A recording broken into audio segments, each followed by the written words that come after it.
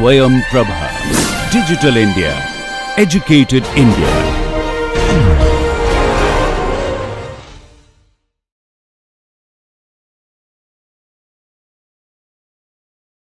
So very good morning to all of you. So today we'll discuss another important aspect of statistical inference, namely the hypothesis testing.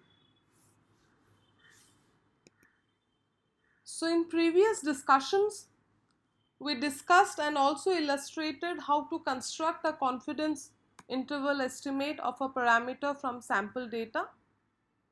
And also we talked about point estimation, interval estimation, building confidence intervals for various situations, and our analysis were on either single sample or two sample, and the objective was to estimate something about the unknown population parameter.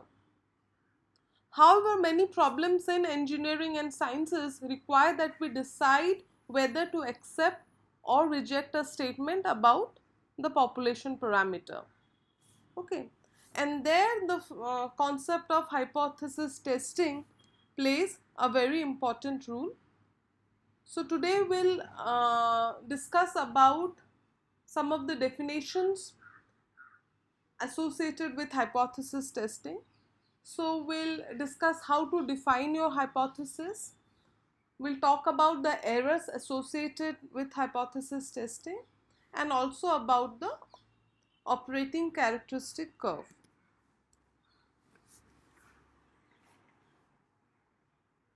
So any statement regarding the population parameter is called a hypothesis, and the decision making procedure about the hypothesis is called hypothesis testing.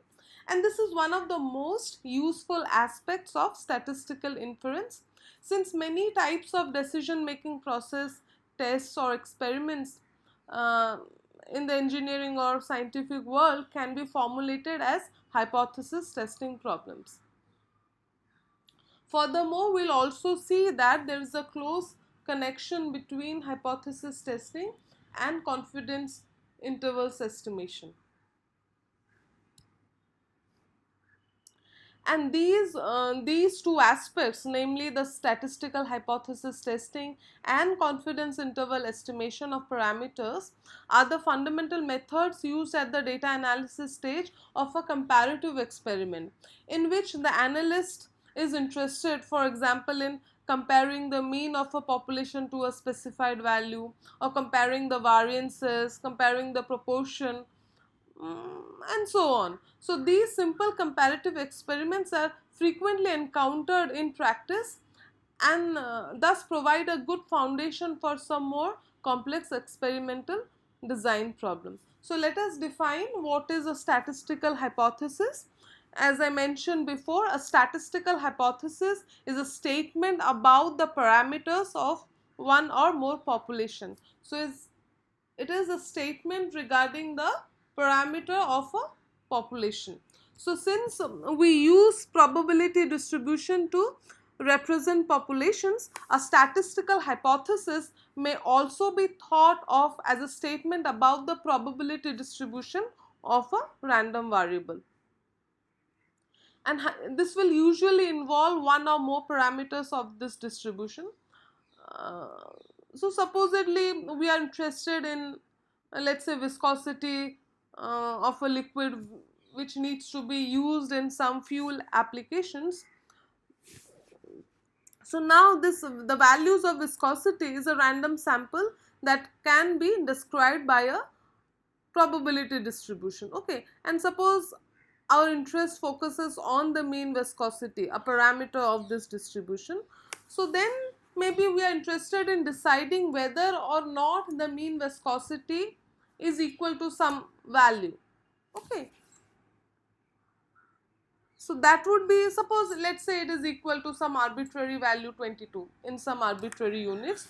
So that would formulate our null hypothesis about the statement for the mean viscosity. So my null hypothesis would be the mean viscosity of the liquid is, let's say the value is 22. So let the units be arbitrary units. So that is a statement regarding the parameter of the population. So that forms by my null hypothesis. Okay. So it is the hypothesis we wish to test. So now supposedly this is not true. Then the alternate hypothesis would be that the mean value of viscosity is not equal to 22, right? So that would be my alternate hypothesis. So the rejection of null hypothesis, supposedly we perform a test and we don't get enough evidence to claim that the mean viscosity is 22, so then we would reject that null hypothesis. Okay, so the rejection of null hypothesis always leads to accepting the alternative hypothesis, and normally conventionally the null hypothesis is denoted by H0, capital H0, 0 in the subscript, and the alternative hypothesis is denoted by capital H1.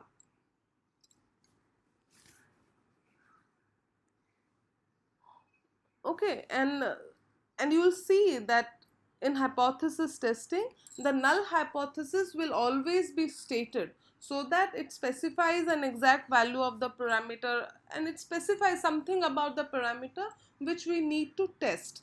And the alternate hypothesis will allow the parameter to take on several values. Okay, so it is important to remember that hypotheses are always statements about the population or distribution under study.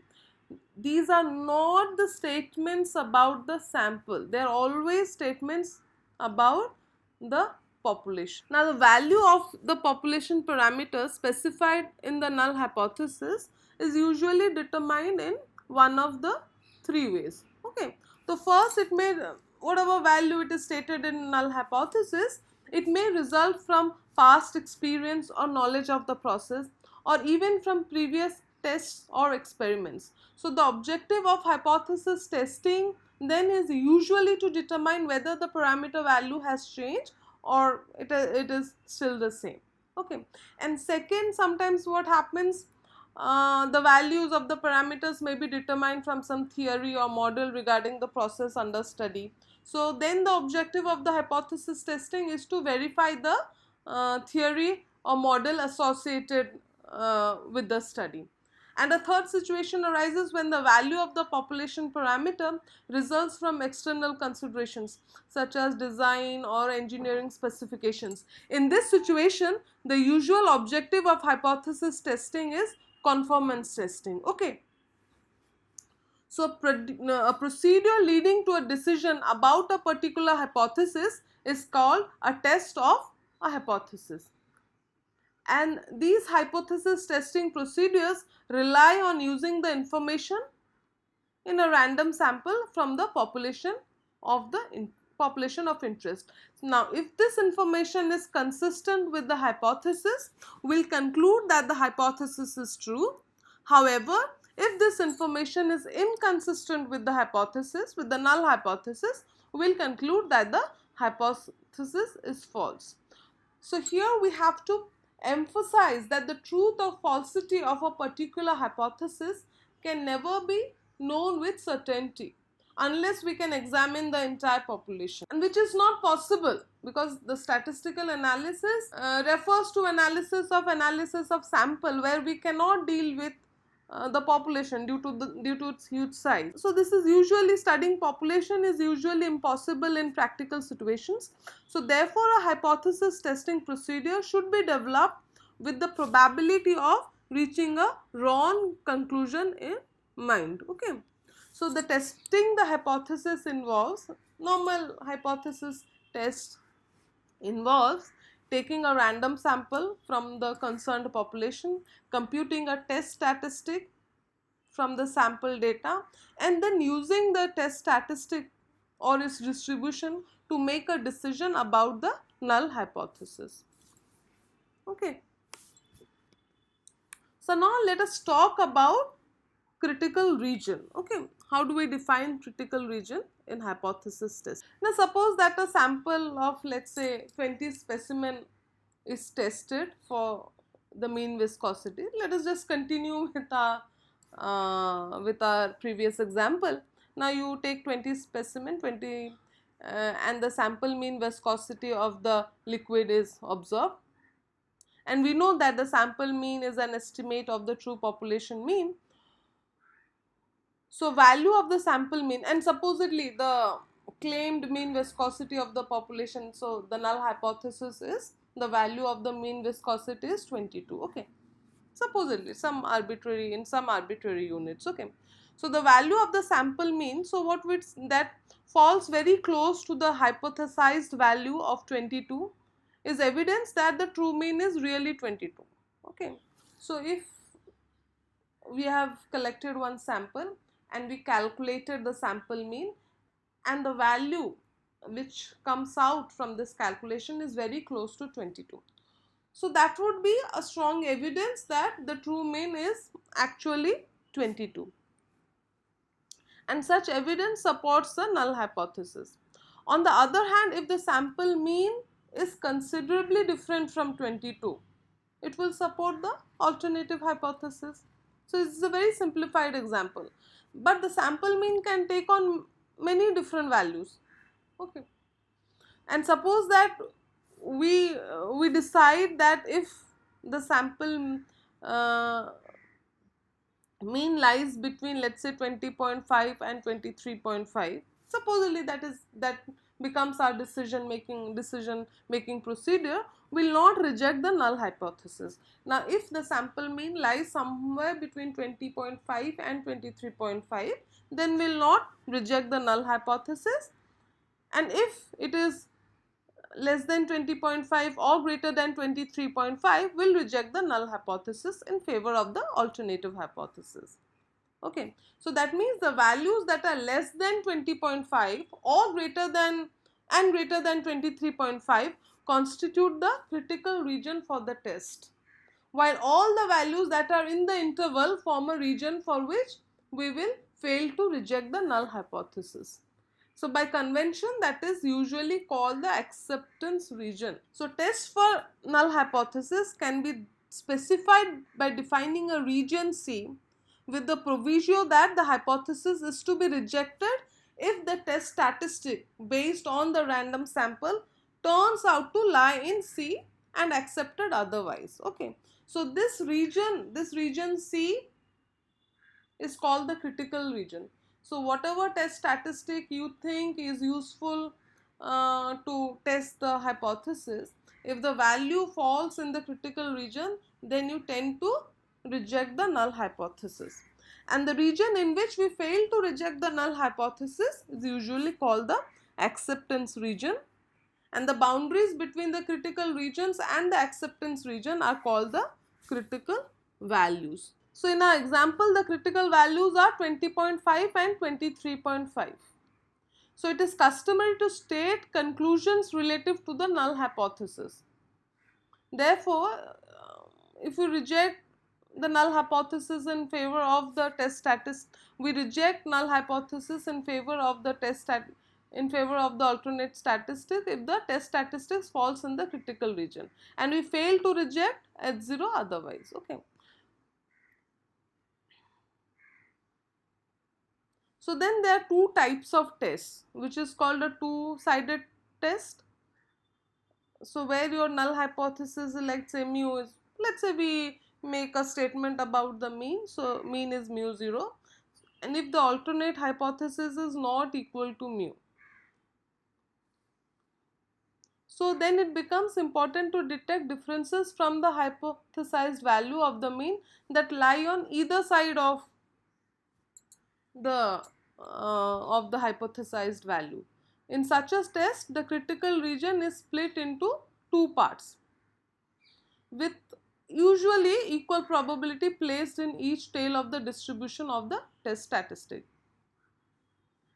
But many a times you will see also we have the tests which involve a one-sided alternative hypothesis. Okay, so if the alternative hypothesis is one-sided, the critical region should lie either in the upper tail of the distribution or in the lower tail of the distribution. Okay, so therefore these tests are also sometimes called one-tailed tests. Okay, so these are just the conventional definitions which are used in hypothesis testing.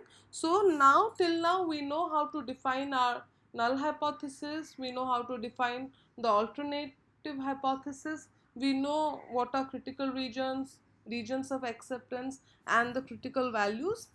After knowing these things, it is very important to know about the type of errors in hypothesis testing. Okay.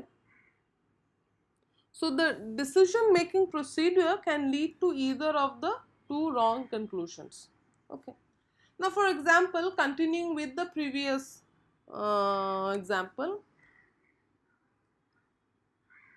So the true mean, let's say that the true mean viscosity could be equal to 22. However, for the randomly selected sample which is tested, one can observe a value of the test statistic that falls into the critical region. We would then reject the null hypothesis in favor of the alternate one, when in fact your null hypothesis is really true. So this type of wrong conclusion is called a type 1 error. So type 1 error refers to the error when you reject the null hypothesis when it is actually true. So this is called a type 1 error. Now suppose that the true mean is different from 22, yet your sample mean falls in the acceptance region. So in this case, one would fail to reject the null hypothesis because it is whatever test statistic we have computed, it is falling in a acceptance region. So this type of wrong conclusion is called a type 2 error. So type 2 error refers to failing to reject the null hypothesis when it is actually false. Statistical hypothesis, you can have 4 different situations, and that determines whether the final decision is correct or in error. And because our decision is based on random variables, probabilities can be associated with these type 1 and type 2 errors. So the probability of making a type 1 error is denoted by the Greek letter alpha. This is the convention, and it is also called the significance level or the alpha error or the size of the test. There are various names of this alpha. So this is actually the probability of committing a type 1 error. That means the probability of rejecting H0 when H0 is actually true. Similarly, for type 2 error, the probability of making a type 2 error is denoted by the Greek alphabet beta. So it refers about the probability of failing to reject the null hypothesis when null hypothesis is false. So generally you can see that in the small table that your decision making process, you can land in 4 situations. So when your H0 is true and you fail to reject H0, then obviously you are not committing any error. On the other hand, if your H0 is false and you fail to reject it, so you commit a type 2 error. Similarly, when your H0 is true and you reject H0, then again you are committing the error and the type is type 1 error. And when your H0 is false and you reject H0, then you really commit no error. So you can have all these 4 possibilities, right? The good thing about that is the analyst controls the type 1 error probability with the careful selection of the critical values. So that means it's usually simpler, or let's say easy, for the analyst to set the type 1 error probability at any desired value. So since the analyst can directly control the probability of wrongly rejecting the null hypothesis, we always think of rejection of the null hypothesis as a strong conclusion. Okay. On the other hand, the probability of type 2 error is not a constant but depends on the true value of the parameter.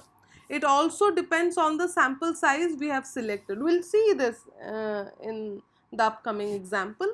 And because the type 2 error probability is a function of both the sample size and the extent to which the null hypothesis is false, it is customary to think of the decision to accept the null hypothesis as a weak conclusion, unless we know that the type 2 error is appreciably and acceptably small. Therefore, rather than saying we accept H0, normally the preferred terminology is we fail to reject H0.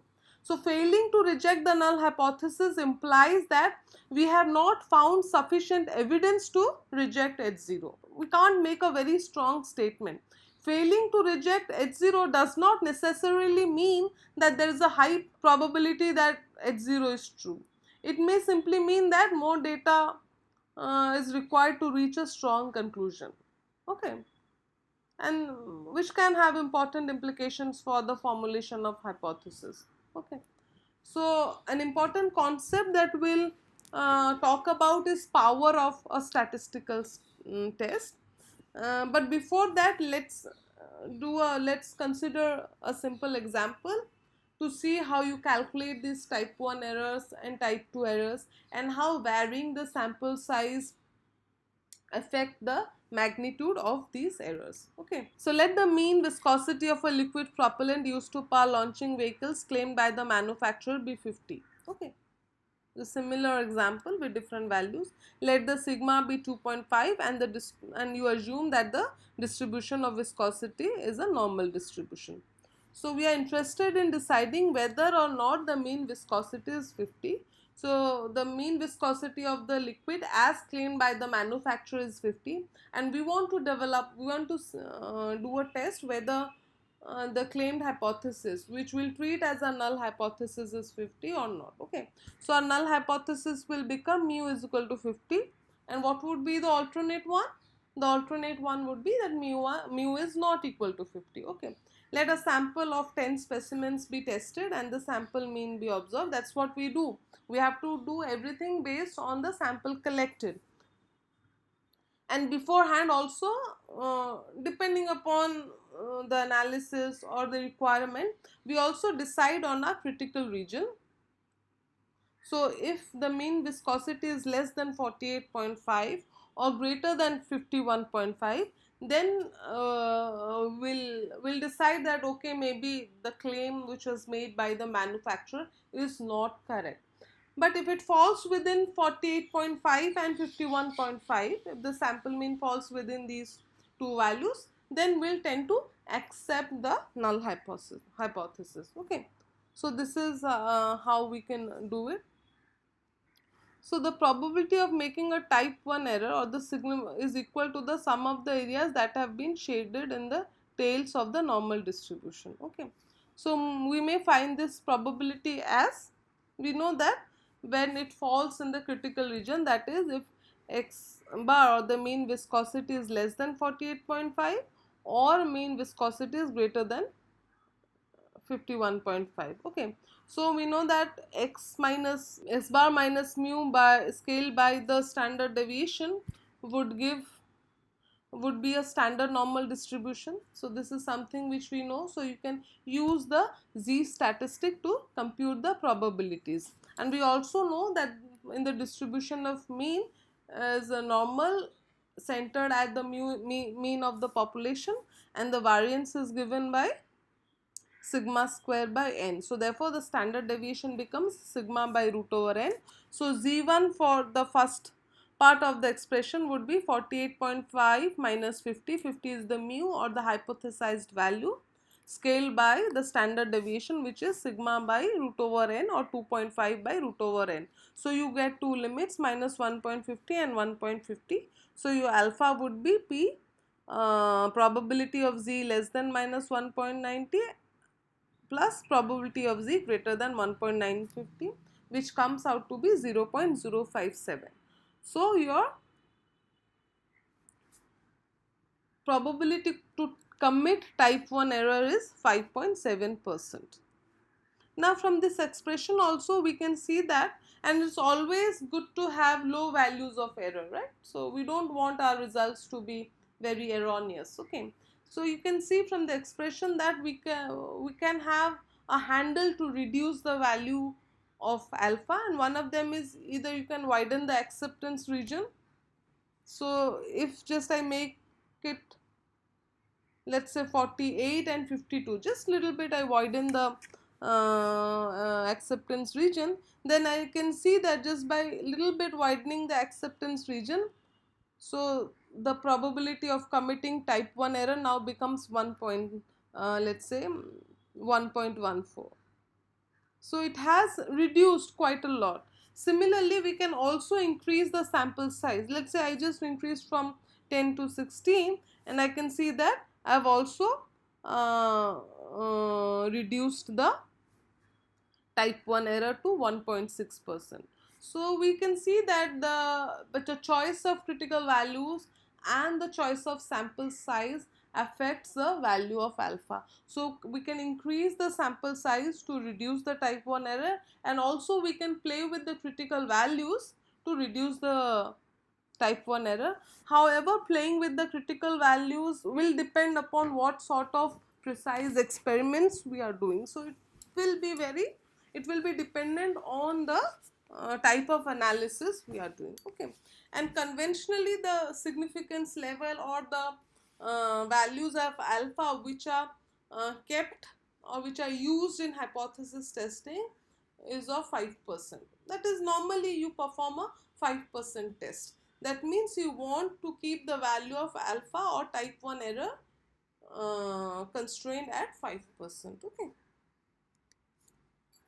Similarly, we can also calculate the value of beta, because we should be worried about both the errors. It should not be like that you did something to keep the values of alpha at low values, but then your type 2 error is quite high.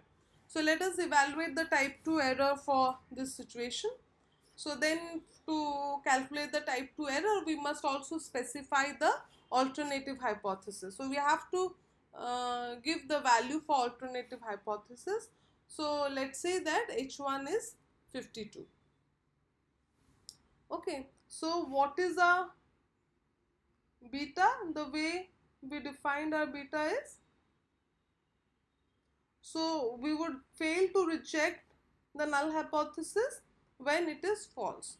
So beta would be that supposedly your null hypothesis is false. That means the true mean is not 50 but 52, but you still accept the null hypothesis. That means your sample mean still falls in the acceptance region, not in the critical region. So if it falls in the acceptance region, you tend to accept the null hypothesis, but actually the null hypothesis is false. So beta would be then to find the probability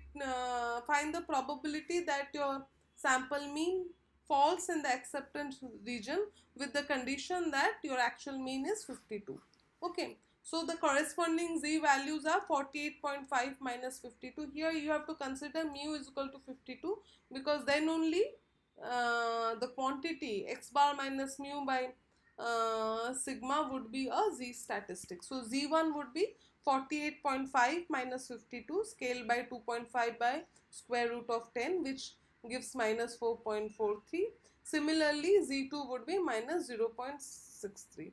So your beta becomes 0.26 or 26%. Okay, so so you see that while your alpha was something like 5.7%, your beta is 0.26%. Sorry, the beta is 26%. So it is higher than alpha. So now let's see how this probability of making a type 2 error increases or decreases. Okay, how it can be controlled. So you'll see that the probability of making a type 2 error increases rapidly as the true value of mu approaches the hypothesized value. So your hypothesized value is 50. Now supposedly it is not true and the true value is 50.5. Okay, so now you would tend to accept the null hypothesis if your sample means falls in the acceptance region. So you calculate this probability beta where the sample mean falls in the acceptance region, but now you take a different value of mu, let's say 50.5, just to check what happens when the true value of mean is closer to the hypothesized value. Here 50.5 is closer to 50 compared to 52. Okay, so the corresponding z values are minus 2.53 and 1.27, and if you calculate the beta, you'll get the type 2 error to be 89%. So it is huge compared to what we got previously, which is 26%. So here you can see that the probability of making a type 2 error increases rapidly as the true value of mean approaches the hypothesized value. Now let's see whether it depends upon sample size or not. So let us increase the sample size to n is equal to 16 as we did for the case of alpha. By doing so, we see that the beta is now 21%. So it has significantly reduced from 26 to 21%. So we see that the type 2 error also decreases if you increase the sample size. So from this example, we can see that by appropriate selection of critical values, the size of the critical region and consequently the probability of type 1 error can always be reduced. This is what we saw. And the decrease in the probability of one type of error increases in an increase in the probability of the other, provided that the sample size n does not change. So generally we see also that they are more or less competing with each other. And for a given set of critical values, an increase in sample size generally reduces both the errors. So it's a good thing. So it is also always advisable to use large size samples to perform any test. And when the null hypothesis is false, type 2 error increases as the true value of the parameter approaches the hypothesized value in the null hypothesis. Okay. This is also what we saw in this example. And also the value of beta decreases as the difference between the true mean and the hypothesized value increase. So this is also simple to see. So as I mentioned before, we'll talk about something called the power of test. Okay. So the power of a statistical test is the probability of rejecting the null hypothesis when the alternative hypothesis is true. Okay. And it is calculated. So from the statement, you know that the expression to estimate the power of a test is 1 minus beta. So and it can be interpreted as the probability of correctly rejecting a false null hypothesis, and this is something which we want also. Okay, if the null hypothesis is false, we need to reject that hypothesis, and if our test does that most of the times, so then we can say that our test is very powerful. And this power of a test is very descriptive and concise measure of the sensitivity of a statistical test, where by sensitivity we mean the ability of the test to detect differences. Okay. So in this case, whatever we studied the example, the sensitivity of the test for detecting the difference between a mean viscosity of 50 and 52 is like 73%. That is, which means that because if you remember, beta came out to be 26%, so power of test would be 1 minus 26 something. So the power of test is around 73%. So what does it mean? So it means that if the true mean is really 52, then this test will correctly reject and detect this difference 73.5% of the time. So if this value of power is just to be too low, then the analyst can increase either the type 1 error or the sample size n to keep the value of beta appreciably in control. Okay. And related to this power of test and beta, there is another important quantity used in hypothesis testing, which is called operating characteristic function or the operating characteristic curve. Uh, that is, we'll see what it is, and it is useful in determining how large the random sample need to be to meet the certain specifications concerning the type 2 error. Okay. So now let us start how we compute this type 2 error and how do we define the operating characteristic curve. So let x1 xn be a sample of size n from a normal distribution having an unknown mean mu and a known variance sigma square. And supposedly we are interested in testing the null hypothesis mu is equal to mu 0. So definitely the alternative hypothesis should be mu is not equal to mu 0. Now the type 2 error is the probability of accepting the null hypothesis when the true mean is actually not equal to mu 0. So this probability depends on mu and therefore can be written as b mu, where the probability of failing to reject is 0. Okay. So you can just write the statement as x bar minus mu 0 by sigma by root over n is less than z alpha by 2. But you know that x bar minus mu 0 by sigma by root n is not a normal distribution if the alternative hypothesis is true. Okay.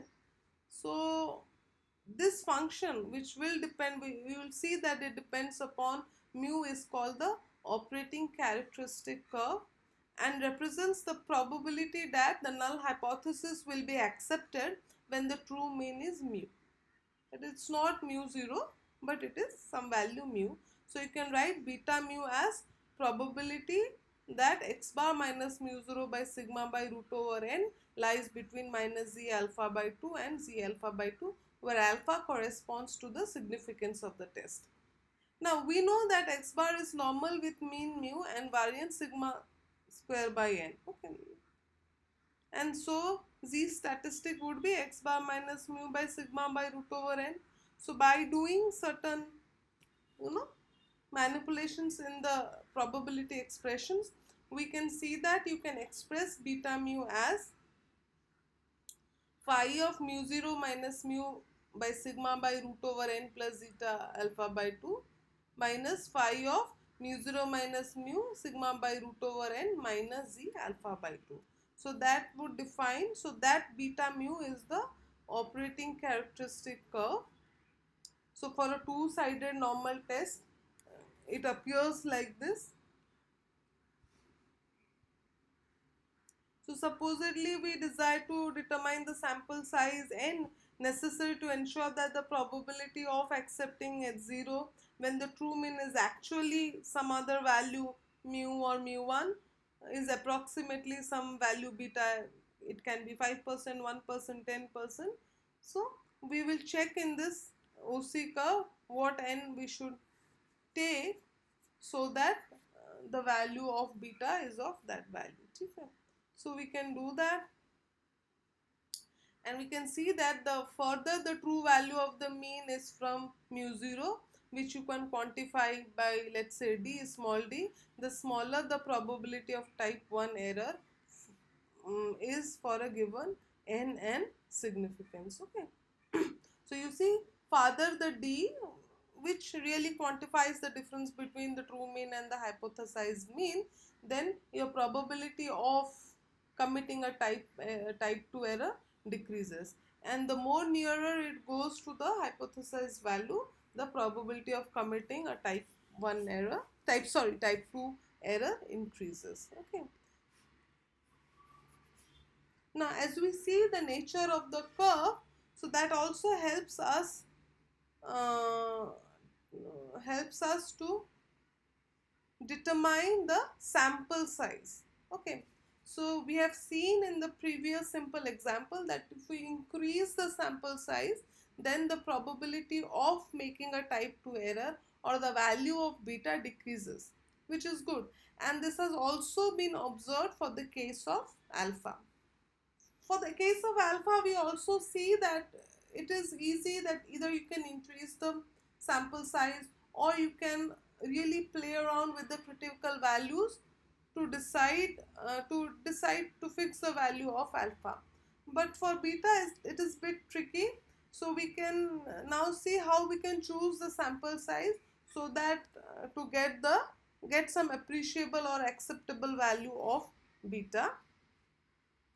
So let the null hypothesis be false and the true mean is something mu is equal to mu 0 plus delta.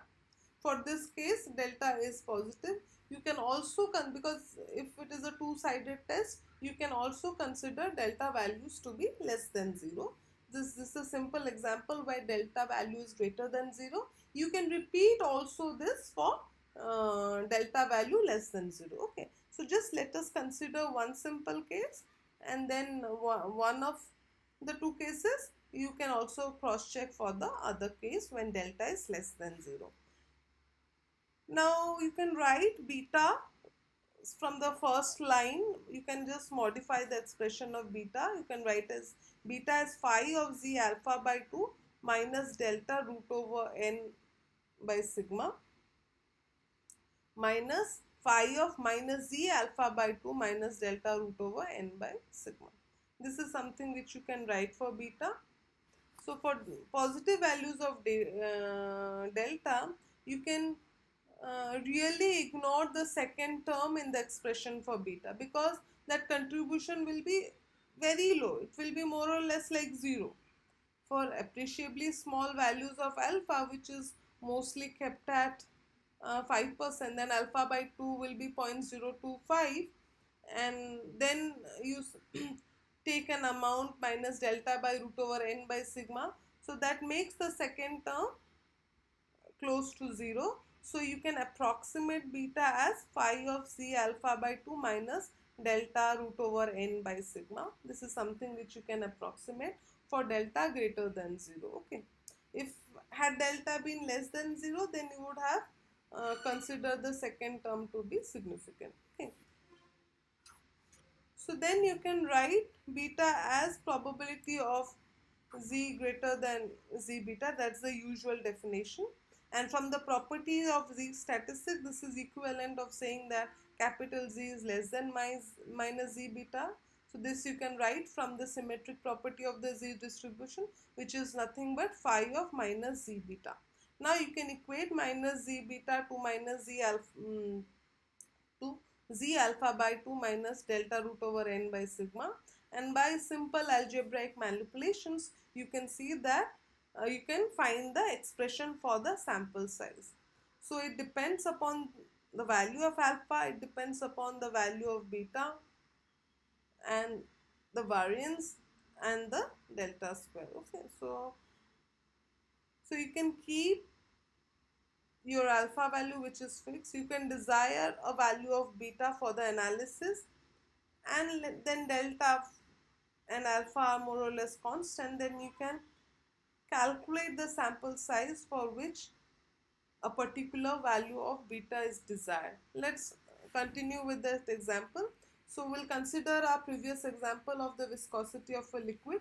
So if the analyst wishes to design a test so that if the true mean differs from 50 by as much as 1 unit, either it can become 49 or 51, then the test will detect this with a high probability of 0.9. So the power of test is 90%. Okay, so that means beta has to be